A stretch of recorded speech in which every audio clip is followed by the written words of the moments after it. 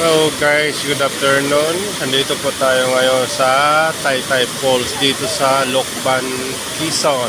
Nandito po tayo ngayon at ating tinitingnan yung mga na-deform na dati ay naka-connect ang bato dito sa area natin sa taas. Natibag po siya at ito na po, nasa baba na po ang batong ito. Medyo sumikip po ang ating area ng paliguan.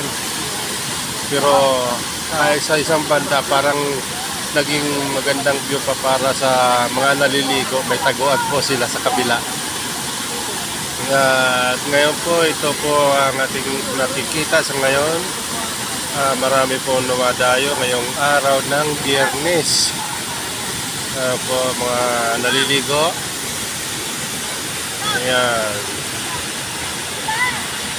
At ito pa mga bago dating na po. Hanggang doon, marami po sila mga magkakasama at magkakaibang group po sila.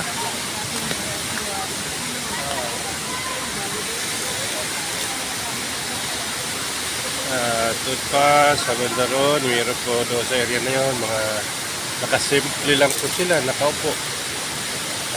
Nagpapahinga. Dito sa area na to ay ating makikita ang daloy ng tubig kung saan ay siguro mas delikado kung tayo umapak diyan at ay madadala at ay babagsak diyan sa mga batuhan na yan. Kanina po hindi ko kinuhanan yung habang kami naglalakad papunta rito yung daanan. At ito ay diniretsa ko ng video itong area po mismo ng Taytay Falls mismo. Dito na po.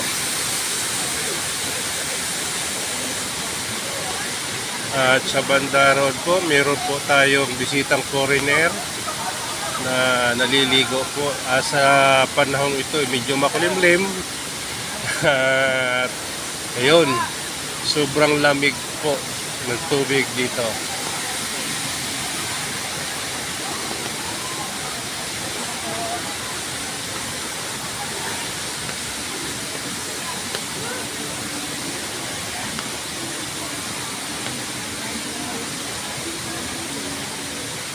Saka po kuya, kaunting katanungan lang po, pag ano pong araw ang maraming nagpupunta rito mga...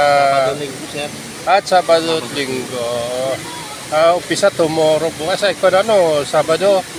At sa Linggo dapat kami bukas pumunta. Gaano kayo mga Lunes hanggang Biyernes, sir? Ganyan lang ang sitwasyon, mga kailalilan lang. Pero dinarayo po siya dito. Oo, makakasambayan, sir.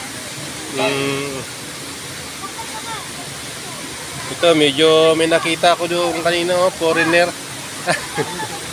Doon po sa banda dulo, doon sila po misto. Kinakaya po nila lamig ng tubig.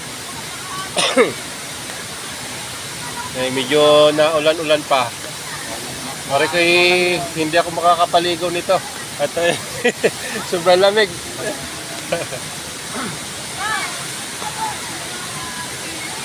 Ito po kasama ko, panayang kain po.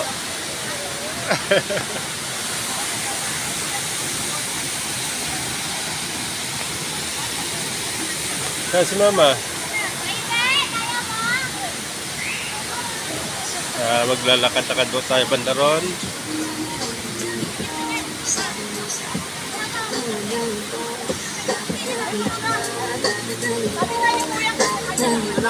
Hello mga kids, konting pitik lang po ng video natin para lang sa reels. Okay, salamat.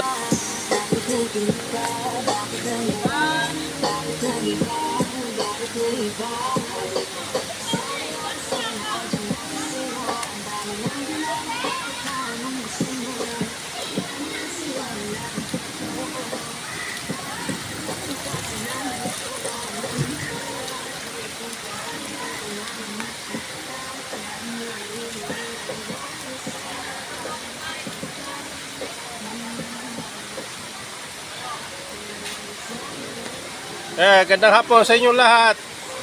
Sige po, thank you.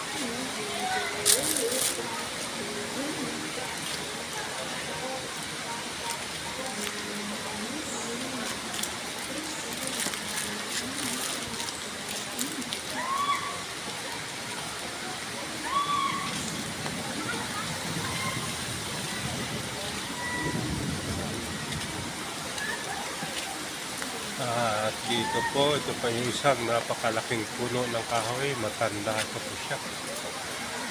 Medyo matagal-tagal panahon itong nabubuhay dito. Ang laki na.